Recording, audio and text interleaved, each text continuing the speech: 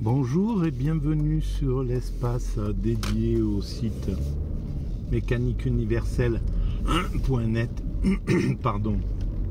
Le site qui se propose de démontrer que l'humanité a un sens, une orientation, qu'elle évolue dans un sens bien précis et irrémédiable, on pourrait dire. L'humanité va vers son ultime perfection. Cette ultime perfection, c'est tout ce qu'on peut imaginer de bon pour l'humanité, en fait. Tout ce que l'esprit peut rêver d'une humanité qui aurait atteint son ultime perfection, une sorte de perfection complète, un aboutissement. Donc la paix universelle, la fraternité, un monde totalement écologique qui n'abuse plus de la planète, qui ne maltraite plus les autres espèces, qui vit en harmonie avec l'ensemble de la nature, une nature qui est par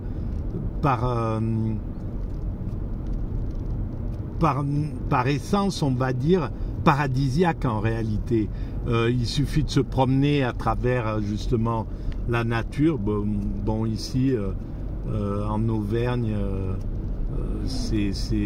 la nature est vraiment complètement présente autour de nous, mais c'est valable partout. Il suffit de faire 10 km ou 20 km à la sortie du Grand Paris et on est tout de suite lié à la nature. Et c'est valable sur toutes les parties du monde, dans tous les pays, sur tous les continents. La nature, quand on y est, quand on la traverse, quand on la vit, on a vraiment le sentiment qu'elle est un paradis potentiel, qu'elle est potentiellement le paradis, quoi. On s'en rend vraiment compte.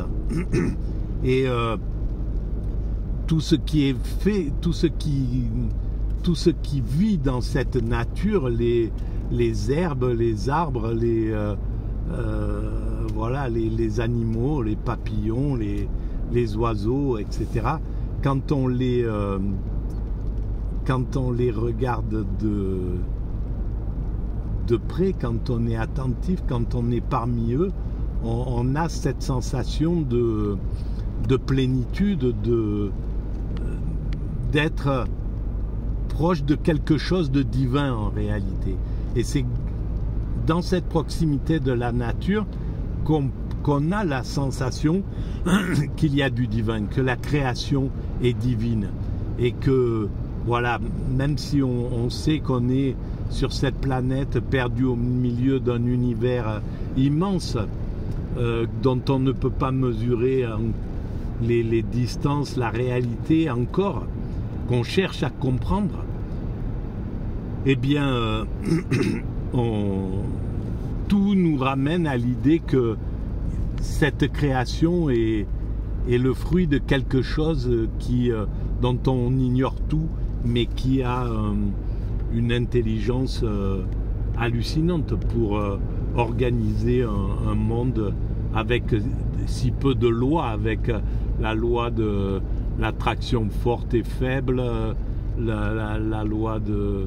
Voilà, c'est quelques lois que les scientifiques sont en train de déchiffrer.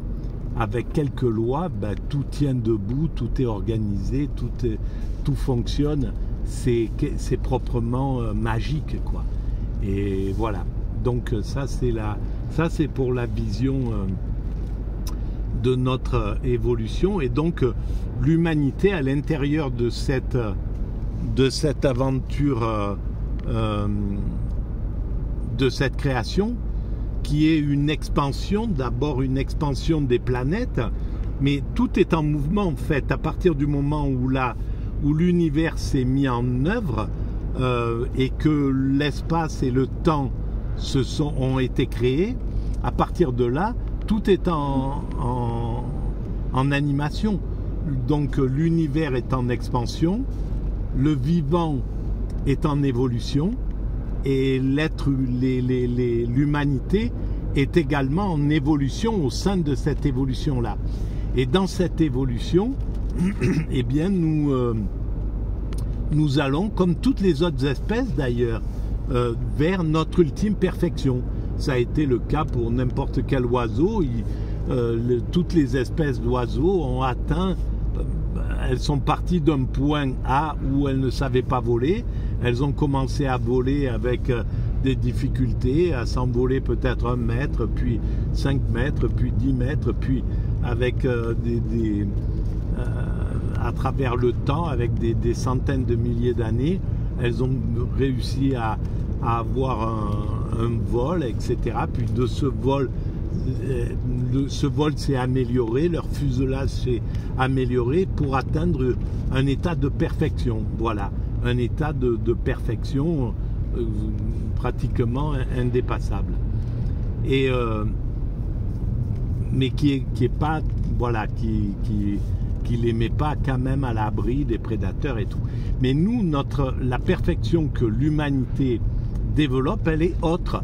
Elle est psychique, elle a été physique à un certain moment, pendant le tout début de notre aventure, de l'aventure de l'humanité. Ben, nous avons acquis la position debout,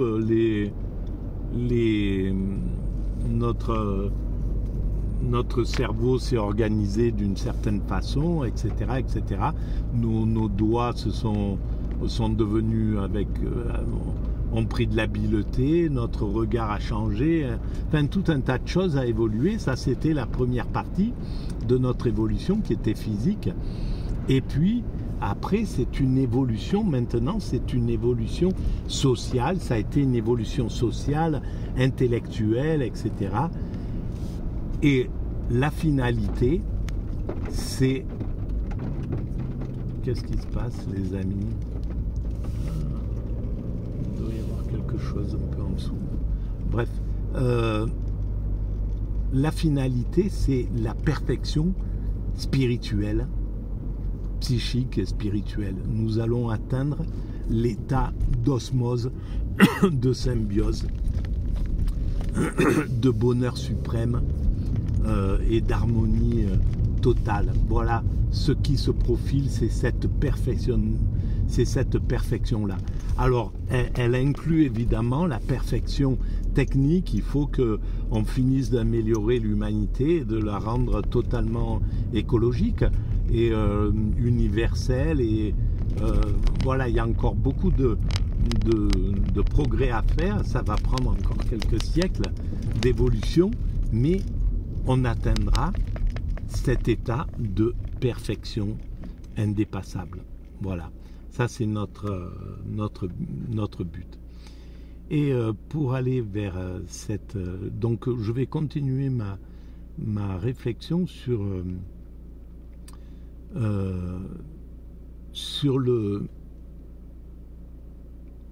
le racisme et sur l'évolution telle que la société humaine s'est faite. Donc là, depuis, on va dire, depuis 40 ans, depuis la mondialisation, le début de la mondialisation, le début du néolibéralisme à la fin des années 80, quand le mur de Berlin est tombé, quand le communisme s'est retrouvé voilà, vaincu par le capitalisme, mais vaincu pendant un temps, parce que le communisme, les idées communistes sont loin d'être mortes, et comme les cycles de mode reviennent, on peut se coiffer comme à la garçonne, comme dans les années 30 par exemple. Bien souvent les choses reviennent longtemps après, et les idées communistes sont destinées à... Elles étaient d'avant-garde, elles étaient trop d'avant-garde, évidemment, et puis elles étaient habillées aussi d'idées qui étaient négatives, comme la dictature du prolétariat, comme le manque de liberté, etc. Tout un tas de choses qui ont fait qu'il y a eu un rejet de la population. Et puis le fait qu'ils aient écarté le spirituel, justement, que les communistes aient voulu empêcher le religieux de pouvoir s'exprimer, de pouvoir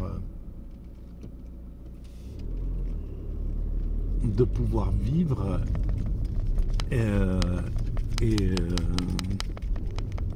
Voilà. Donc le fait de se mettre à dos le spirituel a été une erreur fondamentale de la part du communisme. Parce qu'en réalité, entre les idées communistes, certaines idées communistes et les idées christiques, ou même les idées du judaïsme, ou de l'islam, ou du bouddhisme, elles sont très proches en réalité. Il y a des points de convergence très importants. Et donc, ça a été vraiment une erreur de se mettre à dos le christianisme, par exemple, en URSS. Et d'ailleurs, c'est le christianisme qui, au fond, l'a fait tomber, plus ou moins, lui a donné le coup de grâce. Ça a été l'époque de Lech Walesa, etc. Et donc, dans ce mouvement de l'évolution, quand le capitalisme a vaincu donc le communisme, il est rentré dans un état de toute puissance, et à ce moment-là, il y a eu, comme d'habitude, un côté qu'on pourrait dire totalement positif à l'œil, hein, parce que c'est un regard. En fait, tout est positif, mais simplement, on doit juger des choses de façon un peu binaire, le positif, le négatif. Alors, la mondialisation a permis des choses très très importantes, déjà à raser un petit peu le monde, à changer, à mettre tout le monde un peu sur le même piédestal. Les Chinois sont partis, la Chine a pris une expansion, l'Asie, etc. Ça a changé un petit peu le monde. L'Afrique y a gagné aussi à cette mondialisation. Des liens se sont tissés entre les entreprises, entre les industries, etc. Il y a eu des échanges, ça a été considérable, les 40 ans de... Et en même temps, le fait que le capitalisme soit devenu tout puissant ne partage pas le leadership avec le reste, donc soit dans une compétition violente, a fait qu'il s'est soulevé un grand nombre d'ennemis, de compétiteurs, et il s'est mal comporté. Par exemple, il a abusé, les États-Unis ont abusé l'ONU avec ce petit coup de la fiole, etc. C'était abuser l'ONU, c'était comme abuser l'humanité tout entière, puisque l'humanité, l'ONU, c'est l'organe de toutes les nations, c'est le père de toutes les nations. C'est un petit peu comme si un des fils, le fils aîné, enfin le fils préféré du père, abusait le père pour qu'il accepte de maltraiter certains de ses enfants. Et c'est ce qui s'est passé. Et donc tout ça, ça reste dans la mentalité de l'humanité. Comme les Chinois n'ont pas oublié la guerre de l'opium, etc. Et c'est pour ça que toute malversation, je vais faire une vidéo là-dessus, toute malversation c'est comme si on se tirait dans le pied, quoi.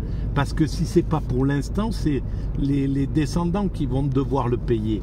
Donc les mauvais comportements de l'Occident sont vraiment la pire chose qui peut arriver. Au lieu de faire leur mea culpa, là, ils insistent, l'Occident insiste pour continuer à être des leaders injustes du monde dans l'humanité. C'est pas du tout ce qu'ils devraient faire. Ils devraient faire leur mea culpa, proposer à l'ensemble humain le partage du leadership, et puis se comporter réellement correctement en symbiose avec les autres, en amenant aux autres le meilleur, en essayant d'apporter le meilleur à l'humanité et d'écarter tout le mauvais, c'est-à-dire la guerre, la possibilité d'aller provoquer autrui, etc., de vouloir piller les pays pauvres, enfin tout ce que on connaît de l'Occident quand il est de son côté négatif.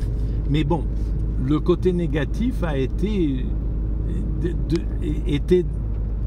le pendant du côté positif de la mondialisation. La mondialisation devait avoir ces deux côtés.